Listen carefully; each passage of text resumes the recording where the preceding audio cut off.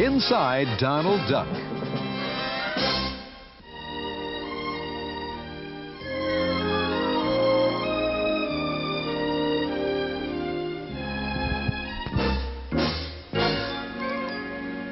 Now your host, Ludwig von Drake.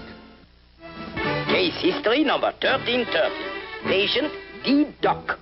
Oh, how could anyone get so mixed up? Oh, what a beautiful phobia, this one. Real challenge to modern psychiatry. Cause of neurosis, the opposite sex. Now, as you all know, there's a woman for every man. But there are billions of women and billions of men. And the odds of finding the right woman for the right man is... you take 42, you put it into 3. Well, that won't work. You could force it a little if you want. But that's... let me see. Well, that's why we have psychiatrists. And when D. Duck found the one woman he thought was created for him, boy, did he need a psychiatrist. I tell you. Oh, I remember the first time Donald Duck came to my office. Now, watch the watch, watch the watch. That's the way I probe into the subconscious, you know. Just relax. That's right. Relax.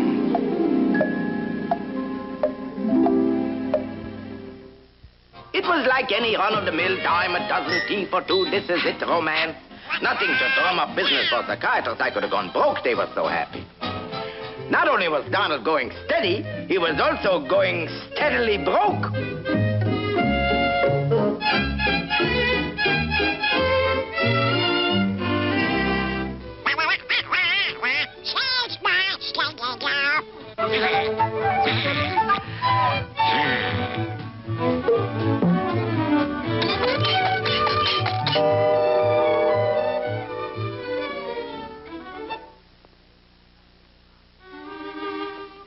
Now, we psychiatrists, we know that a lovesick male without cash will do anything to finance his romantic inclination.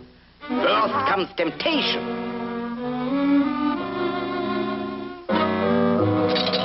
Oh, no.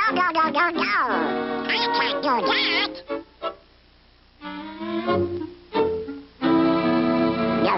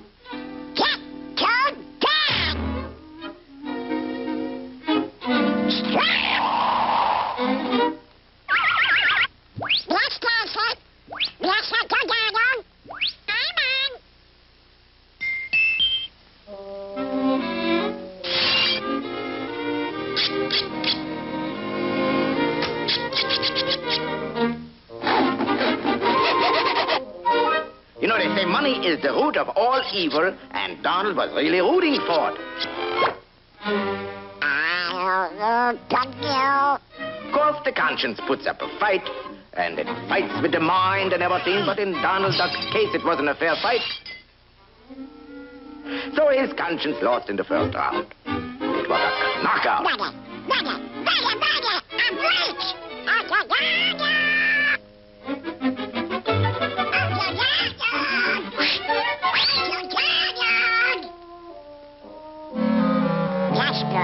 Shame on you. You forgot to kiss us goodnight.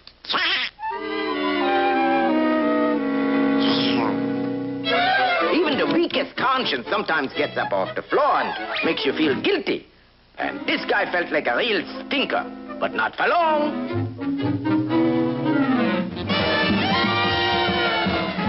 My patient was beginning to think he was some kind of a regular lady killer. The next symptom is usually an acute case of inflated ego. All it takes is a little flattery from the girlfriend to blow up this ego. Good night, big shot.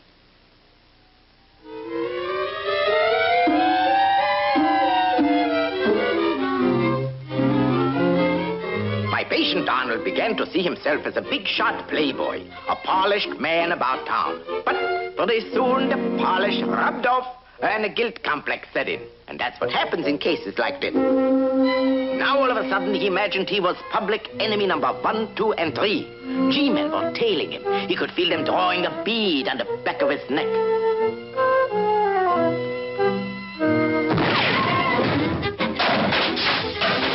Escape from delusion was the only thing in his tangled mind. But there's no running away from a guilt complex. You can try to walk away, but that doesn't work either. Anyway, panic led to frustration. Frustration led to delusion. And they all led up a long flight of steps. The gallows. No, that wasn't what...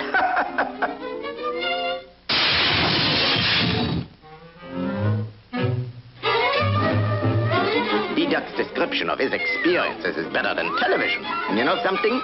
Underneath this kid is a real ham.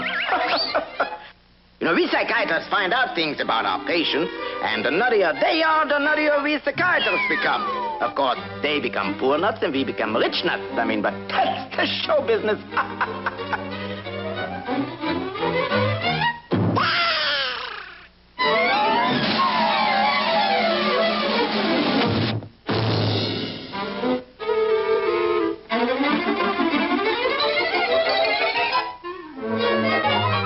Imagine there was a price on his head. With a head like that, prices are ridiculous. Oh, this was gonna be a big case, and if it wasn't, I was gonna make it a big case. And that's the way the fee goes.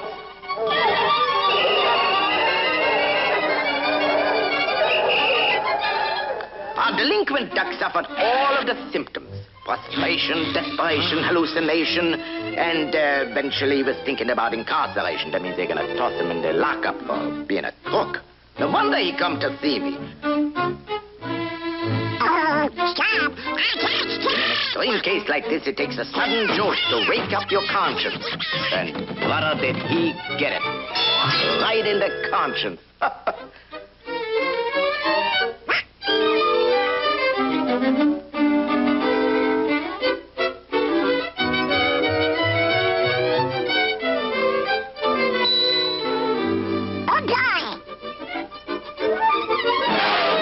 Patient told me he took the first opportunity to get his self-respect back and put back the money he had borrowed from the kiddie's piggy bag.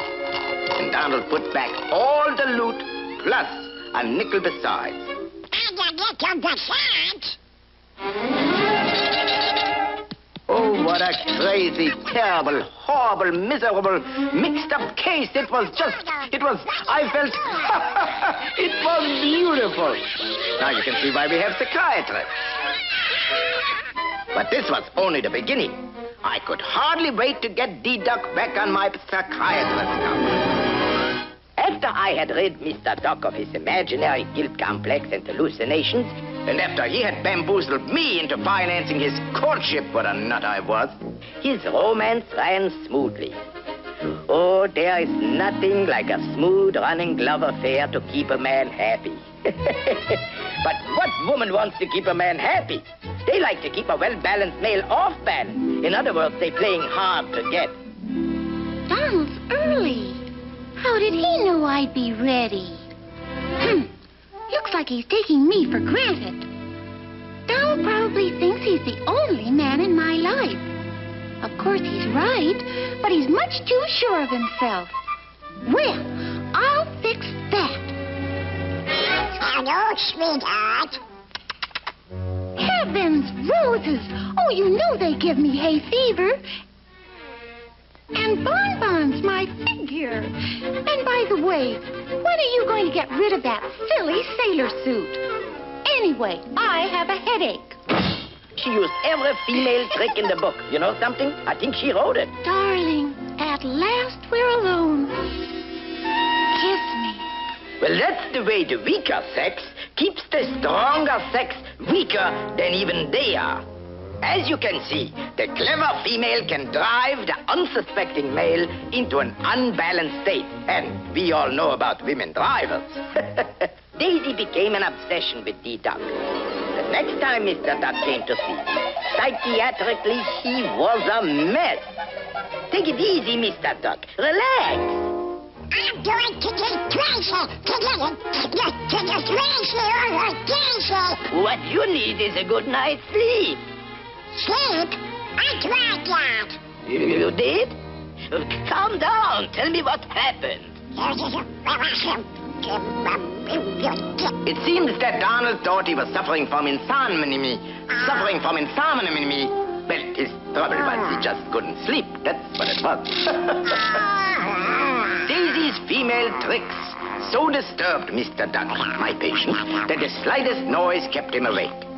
Now, psychiatrically speaking, when a guy is all shooked up, little things become distorted. Little things like his brain. And that's pretty little, I'll tell you. His mind magnified everything. He was a complete nervous wreck. This guy not only needed a psychiatrist, he needed a plumber. And they are twice as expensive as a psychiatrist. As a matter of fact, when you get over the plumber, that's when you need a psychiatrist. Make up for all of the trouble you got yourself into with the bills. Well, now to drive away insomnia, some people try counting sheep, others money. But Donald was counting daisies, and it was driving him into nutsamania.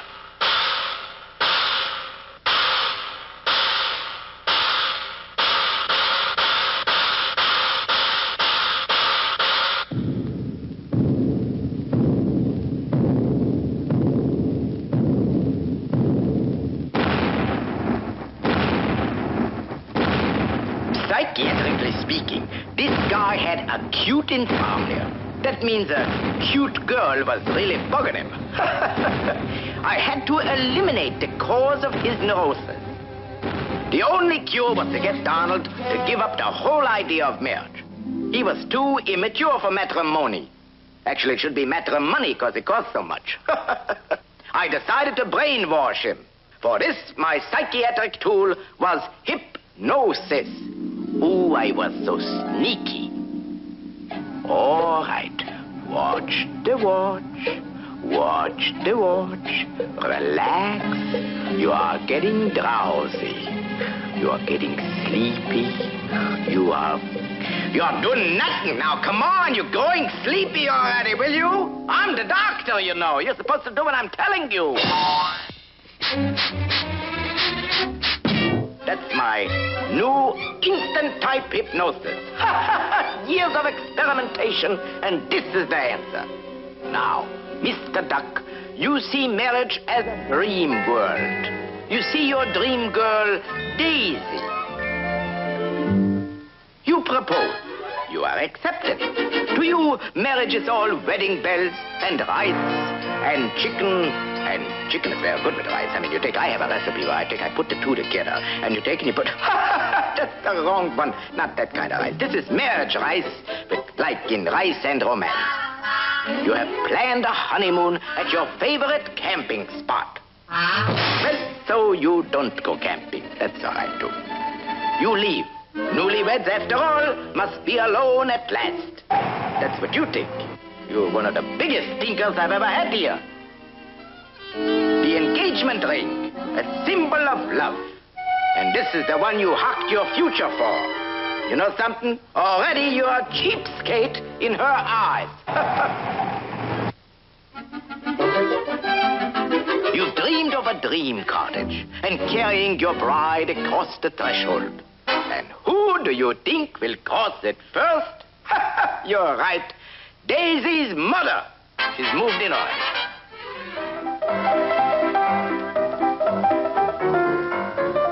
Oh, and just wait till you see your dreamboat in the morning. Someone scuttled the ship. That's what happened there. That's more like a nightmare.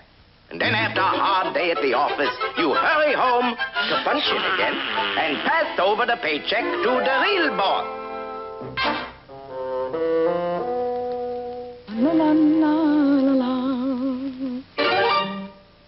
Of course, you'll have delicious home-cooked meals. Charcoal boiled on the outside and the inside. And you'll never lack for company as long as you pay the bills.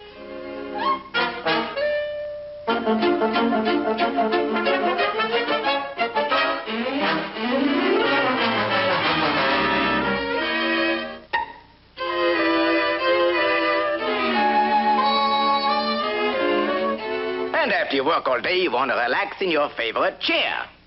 Go out and buy one. That's probably the only way you're going to do it.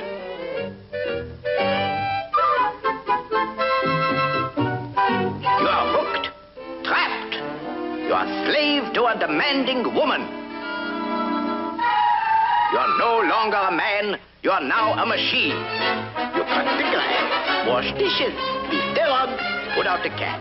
You mop the floor, dust the furniture, water the flowers, beat the rugs, beat your wife. What are you doing beating your wife? You're not supposed to do that. You're happily married now. This, Mr. Duck, is your life. Your married life, that is. And if this is living, you're better off dead. I lose more doors that way. What am I laughing about? It's my door. Come to think of it, I lose lots of patients that way, too. Having convinced my patient Donald Duck that marriage was not for him, I advised him to get a job. That's good therapy. He forgot about Daisy and was happy again for about 10 minutes. Wouldn't you know it? This guy got a job as a salesman. And with a terrible voice like his yet. It made me wonder if I had cured him or if he was still psychiatrically unsound. And unsound would have been better for him if he couldn't make one sound. It would have been better. Anybody knows you can't cure a voice problem with pills. If I couldn't cure him, nothing could. You know something? I think that's right. Nothing could. That's what the whole trouble is with these guys. They go right back to the scene of the crime.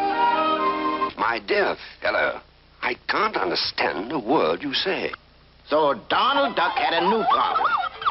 But did he come to me? No, not this kid. What he wanted was someone who was going to sweet-talk him and give him a little pat on his soft little head. And he got it. After he got his sweet talk, then did he come to me? You know what the answer is again. No. Pardon me, my good fellow. In psychiatry, jealousy often appears in a case. Or it comes in a bottle, it depends. But it's not often that it's purchased by one of my patients. Darling, we'll paint the town vermilion.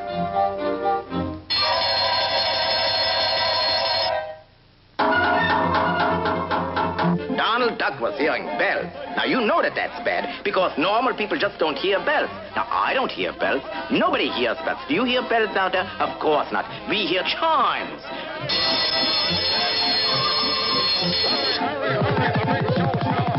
This extreme jealousy was making a split personality out of Donald Duck. He became a schizophrenic.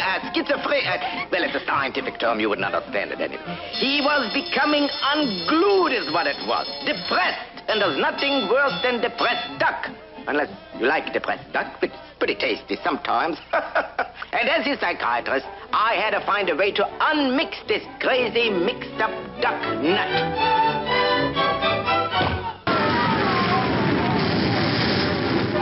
I never should have taken the case of this lovesick duck with a goofy voice. But a Von Drake never gives up when there's money to be made. When there's a patient's sanity at stake. And then another patient came to me with voice problems. You won't believe who it was. That's who it was. Now, Miss Duck, please tell me what happened in your own words. Leave nothing out. After all, I'm the doctor. Well, Doctor, it was beautiful. I stood enchanted. Tears filled my eyes. Welcome to you. What? Ooh, I can't be hearing right. This is absolutely impossible. What's the matter with this boy? Cold, icy stare, as though he didn't know me. It always happens. Little brain, big success, and he'll close the door on his old friends every time. solution to my problem. Now, the doctor's gonna help you. Now, here's what I say. I suggest you take another flower pot, and when you get him up, you take it.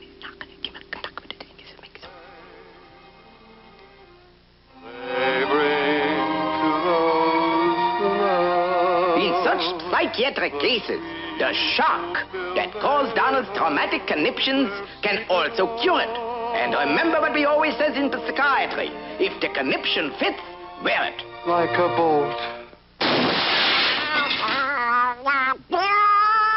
And they were right back where they started, and so was I. With a patient who was a real kook.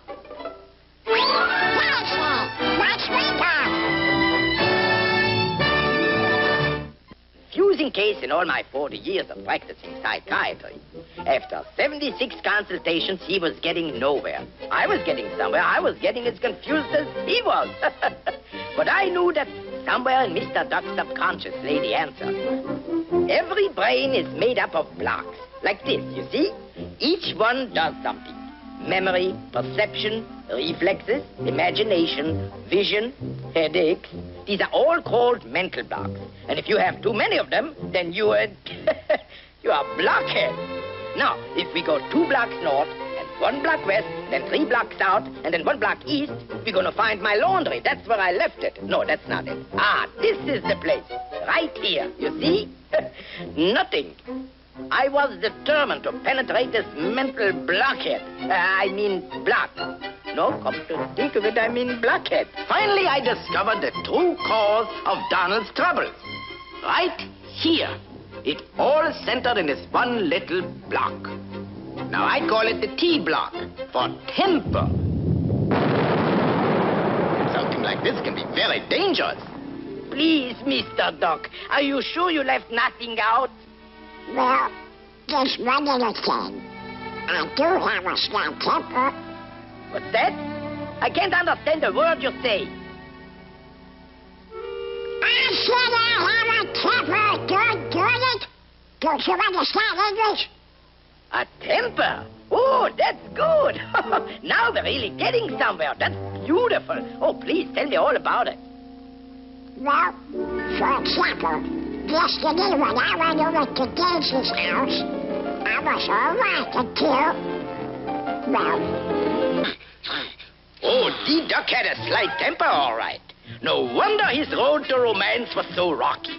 He was a cantankerous, irritable, obstreperous, boisterous, quarrelsome duck. Oh, he was a beaut. Oh. Oh, what a beautiful temper. At last I found the cause of all your phobias. You have? Control that temper and your phobias will disappear and you will have a beautiful voice, like mine. It's a chain reaction, you understand. One thing leads to another, and another, and then another, and another, and kaboom! All your neuroses are kaput. And thanks to modern science, that's me, there's a sure cure. There is? Don't interrupt when I talk. I will have it delivered to your home immediately. Only 10 seconds to go, pal, and you've made it. Now it's almost each hour of D-Day. Duck Day, that is. In just a few seconds, Donald should be completely cured of his temper and be able to speak clear, perfect English. 6, 5, 4, 3, 2, 1.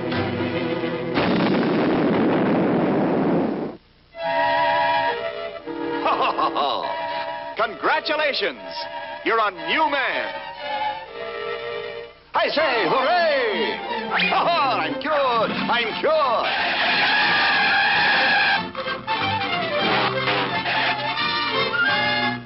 Daisy, it's the new me. I'm cured. Daisy, it's the new me. It's the new me. We'll see. Test him out on the window. Would you mind opening the window for me?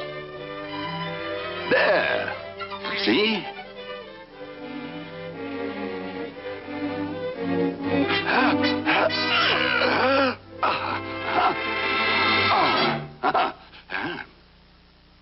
Anything else, madame? My poor hand.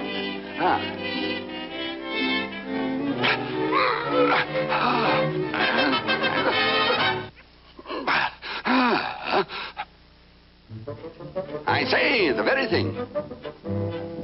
May I? You may.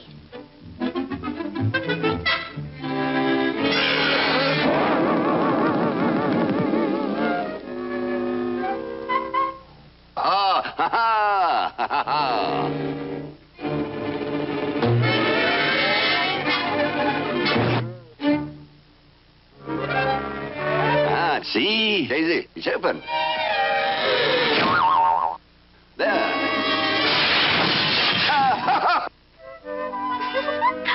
Wonderful! After all that, you're still smiling. Now I'll go out with you. With his temper cured, his hypertension and neurosis vanished. His voice became as beautiful and as understandable as my own. And as for me, I collected all my valuable notes on this case and put them where they would do the most good. The case was closed. A triumph for modern psychiatry. Come in, please. Good day, Doctor. We just dropped in to express our sincere appreciation. Oh, yes, Doctor, and we're so happy. Please control your emotions, darling. See what I mean? Dr. Von Drake, I'm so delighted that I'd like to pay my bill in full. Oh, there's no hurry, but I'll take it. Oh, it'll be worth every cent, I assure you. $1,340. Oh, this is outrageous. Please, hold yourself.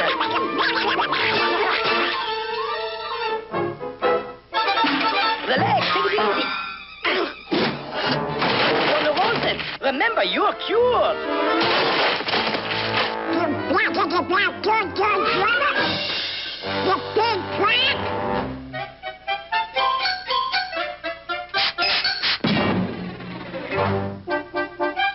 Well, it all started the day he first walked into my office.